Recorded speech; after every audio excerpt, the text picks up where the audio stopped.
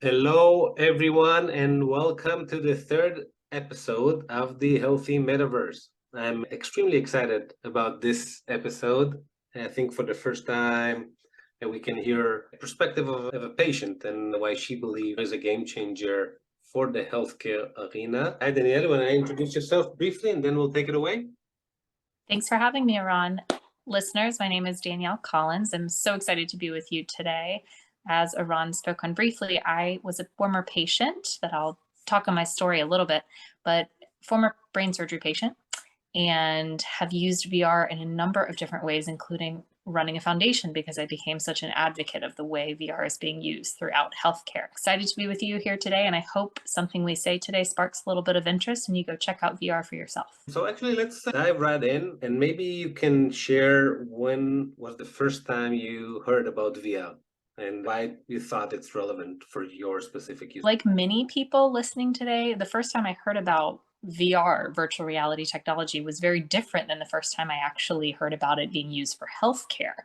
So, relevant to this conversation, VR being used for healthcare, I was a patient in the ICU and I was undergoing brain surgery for a brain bleed that happened in June 2017. And my headache was subsiding and I couldn't understand why they were going to have to cut open my head basically to have life threatening brain surgery to save my life. I just couldn't get it because I was starting to feel better.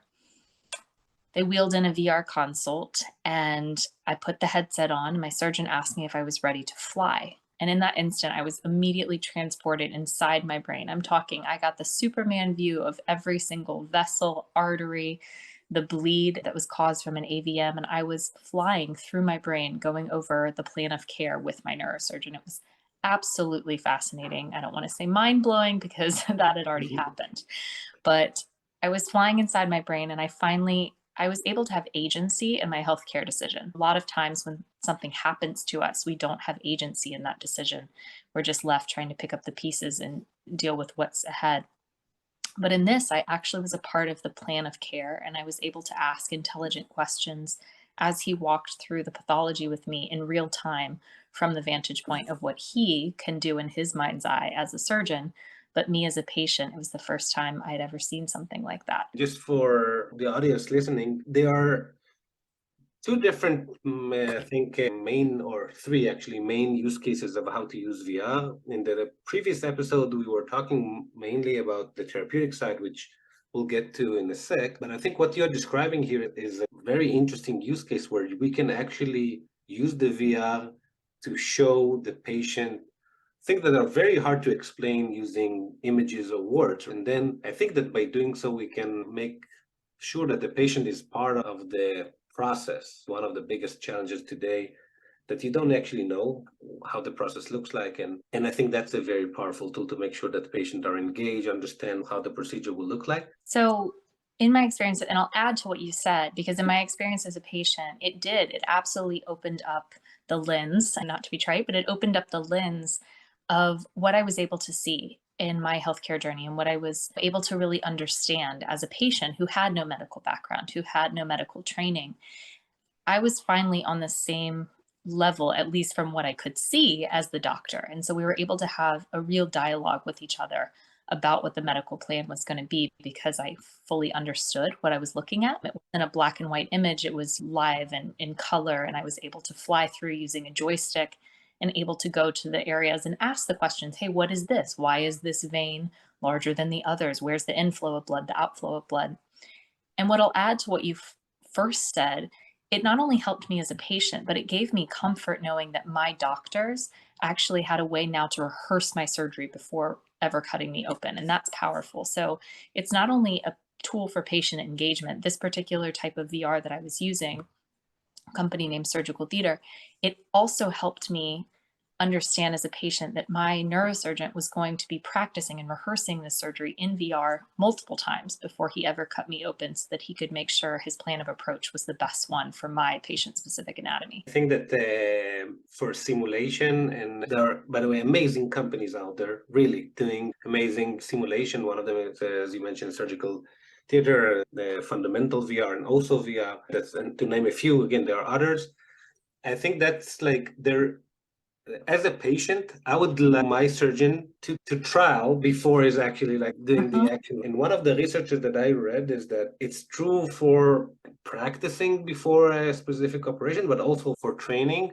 And one of the mind-blowing data points that I saw is that practicing or training a surgeon in VR takes, or it's like you can train them 10 times faster to the standard practice of reading from a book, just by the fact that we are all living in a 3D environment. And when you're just doing that over and over, by the 10th time, you'll do it far better. Now It's faster. I was gonna say it's faster training, right? The learning, because you're using all of the learning processing centers in your brain. yeah, To get technical with it, like you're activating all 5 learning centers of your brain in synchronicity. And so the feedback loop of actually regaining this technology and learning how to do this in VR, like you said, it speeds up the process, but also from a scalability mhm, standpoint, you're able to then just ship out a class full of headsets to a residency or an incoming medical class, and they're able to in real time scale what they would have otherwise been having to ration off for OR experience. You now have the best seat in the OR from your living room, from your classroom, from wherever it may be that you're popping on the headset and able to immerse yourself in the case in real time. I think that we're not far from a point that would be like a mandatory, the way that you need to train. By the way, it's in healthcare, it's very straightforward because you need highly specialized physicians, right? It's like it's a Mhm. very highly specialized profession. And that's exactly where VR can make the 10x effect. And that for me, at least, when you're introducing new technology to the market, it have to be 10 times better than what's out there, because all of us, regardless to what we're doing, we like to stick to what we know. Mhm. And if you want to create disruptions like and change workflows, especially in healthcare, your solution need to be 10 times better than what is. It's not enough to be like slightly better. And I think again, specifically for training and training surgeons, I think that's VR is just 10 times better than what's out there. Don't you think COVID also gave us a perfect platform and opportunity? And we talk so much about the negative things that came from Mhm. COVID. Just to focus for a second, not to say that it wasn't and isn't a horrible thing, but just the positives that have come from it. We now have the ability to actually focus on, okay, travel costs for people to join live surgeries or germs and different things. Like they're limiting the number of people in the ORs. They're really focusing on travel budgets and all these things. And legislation has moved a lot of these virtual healthcare consults and everything forward. Now, insurance payers are finally getting on board with reimbursing for them. So it's becoming more widely available, not only to the institutions, but to the individuals and the population at large, which I think COVID really paved the way for, and that's powerful.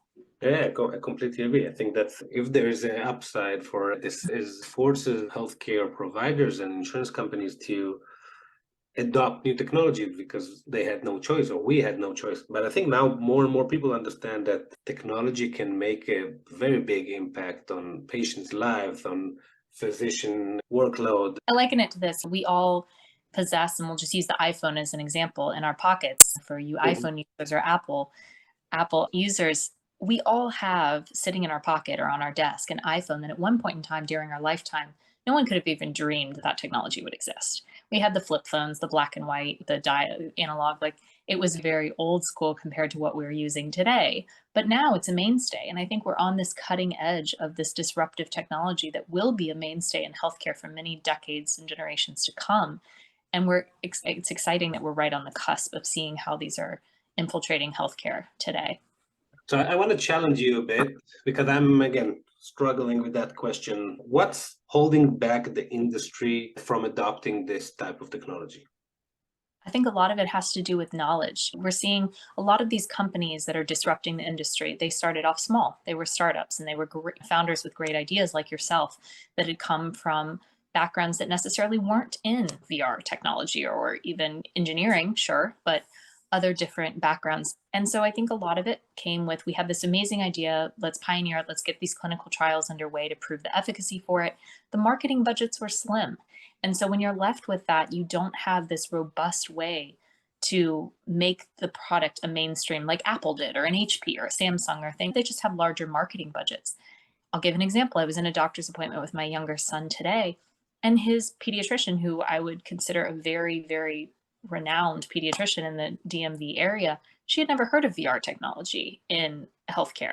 And even that, trained at Georgetown, clinical residency there, she has all the credentials, but yet it's just a lack of knowledge. And it isn't because the technologies don't exist. It isn't because they're not efficacious. It isn't because they don't solve the problem and they aren't, like you said, 10x better than the original solution. It's because people just don't know about them. And hopefully, this podcast will be a slight disruptor in its own right of sharing the news with clinicians, mainstream population, and the like. That's very interesting because I'm trying to figure out if because all of us are now doing market education, right? We are not. I think we are not in the marketing stage. We are really in the market education phase. And as you rightly said, like market education just costs a lot of money. Also is about marketing something that traditional mediums don't rightfully capture. And I say that because you talk about it like this podcast, sure, but people are going to need to see this. And how do you capture the entire VR experience and sum it up in like a 30-second infomercial or commercial on television? Like it has to be a visual thing. Patient stories are powerful. They have to see lives being changed and they also have to know where it's accessible. I've said for many years that we need a heat map, a pipeline of all the technologies in your local area that are offered, from physical therapy to surgical planning to et cetera, et cetera, et cetera. There could be one for industry and then one for public facing as well.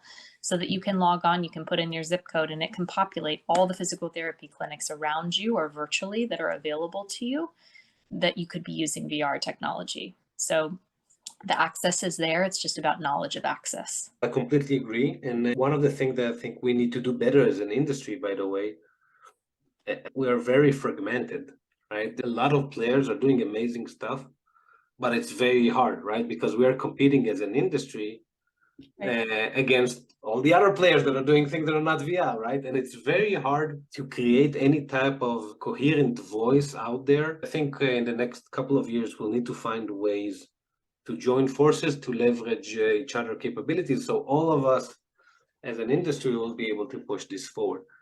I think a key piece to Iran is going to be getting the medical universities involved. If you can train the next generation of surgeons, doctors, et cetera, using these technologies and then leverage them in the educational component of medical school and residency, then it will be something that just is naturally in the curriculum, in the minds of these doctors moving forward. And so offering that to patients, it's not a sell once they already have established their medical career. It's actually a part of intrinsically how they were trained in many ways, and then what they make available using physical therapy or rehabilitation, occupational therapy, surgical training, name it, maternal and fetal health, live streaming surgeries, the list goes on, mental health, for psychiatry. And there's so many different ways VR is being used. And I think it needs to be a part of the initial training so that it can proliferate organically on its own. The only problem it's not that it's not important. I think it's highly important that medical schools will start their students about this technology. The problem is until those physicians will get to a point that there are decision makers in those facilities, that will take time. We need different ways to convince those facilities that at least try this technology to a greater, I think, extent than just a pilot here and pilot there. I think that our industry today is still heavily dependent on the innovators. It's like there are those like pockets of very innovative physicians or facilities, but to transition from there to I'm not even talking about mass adoption, just adoption.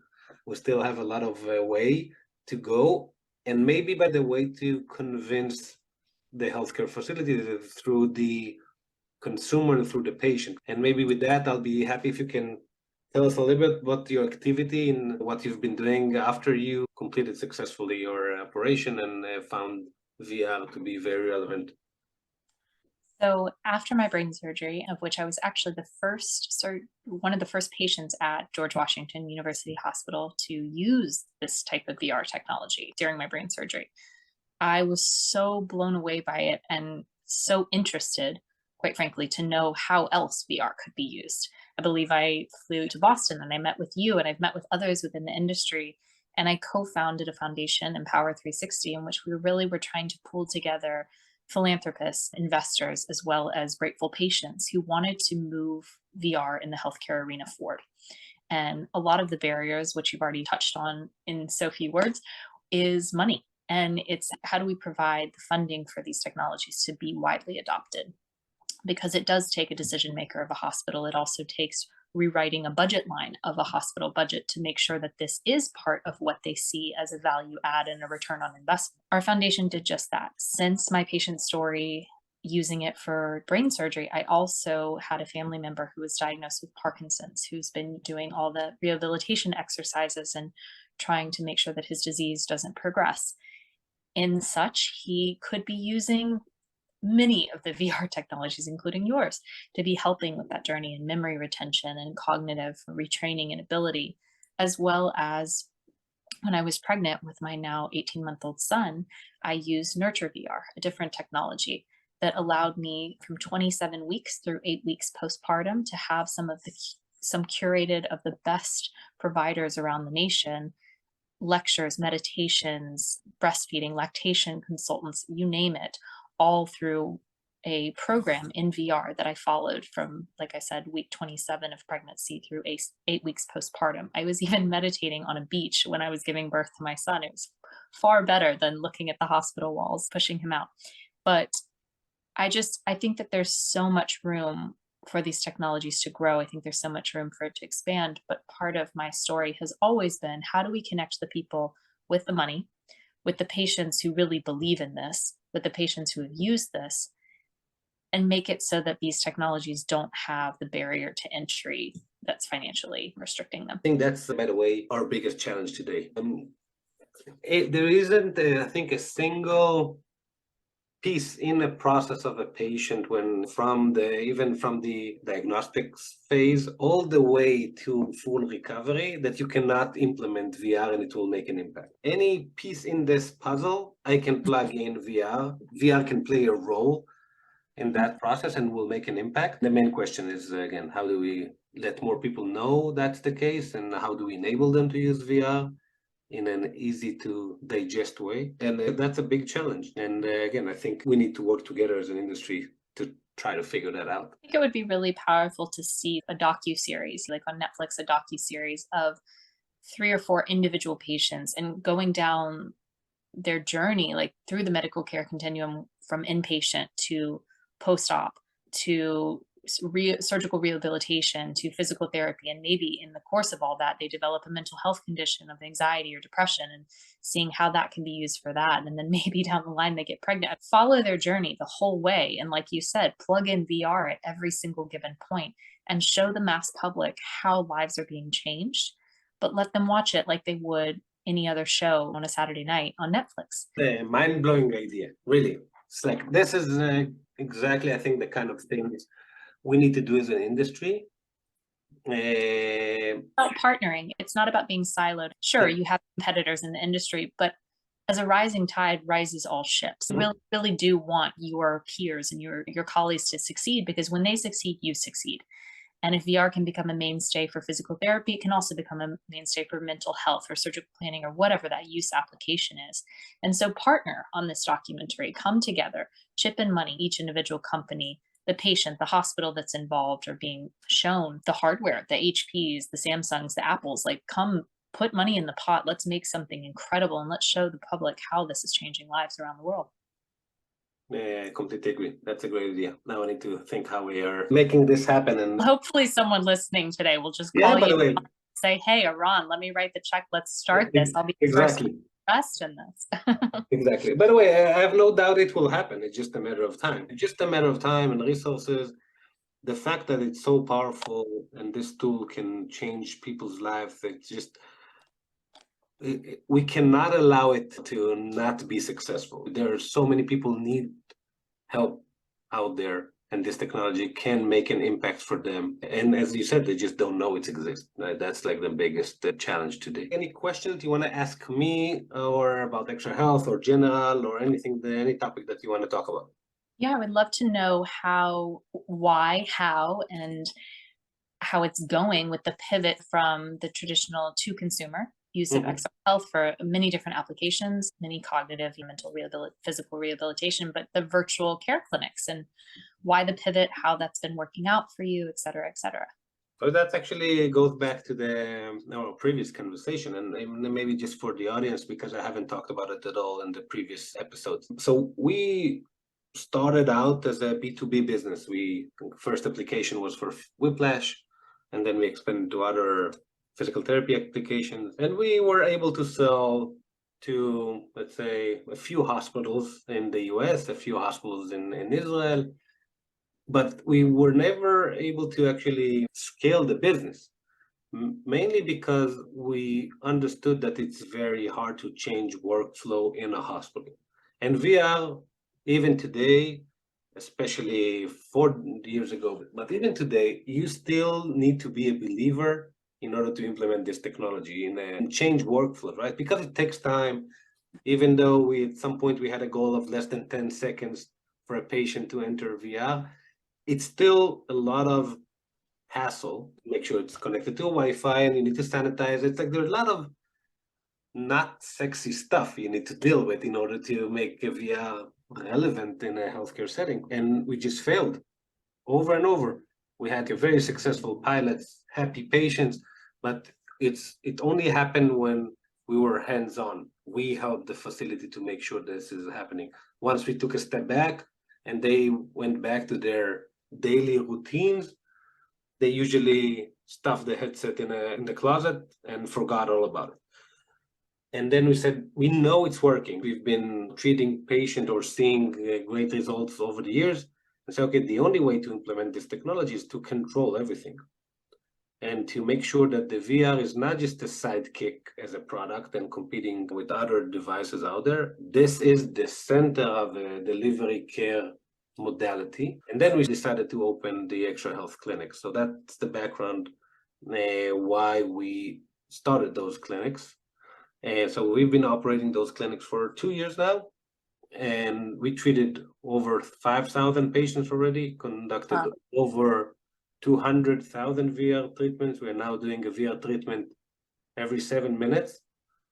Amazing. But having said that, we are still struggling to recruit new patients. Like, it's still very complex to explain to patients why they need to sign up for a VR clinic and not go to a brick and mortar clinic. And I think what's really amazing is that once patients are in and starting the VR treatment, that's like, we have NPS score. I think there is not a single healthcare company that has those types of NPS scores. The amount of positive feedback that we are getting, not just on the experience side, but also on the patient outcome side. We have patients telling us they are reaching out to the headset instead of reaching out to the painkillers, or instead of taking anxiety meds.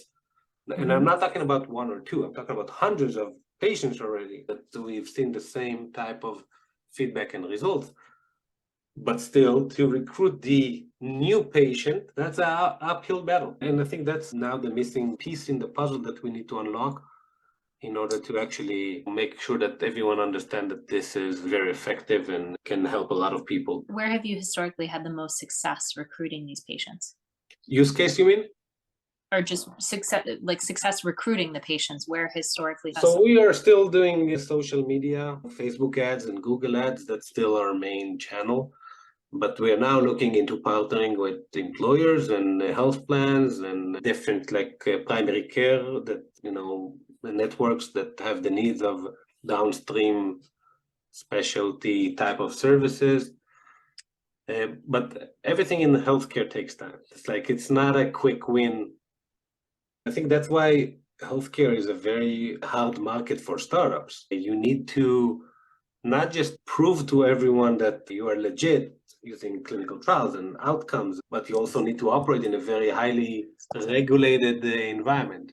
And then that costs a lot of money. So again, I think healthcare, even though it's the biggest market by far for startups, it's also the hardest one to actually unlock.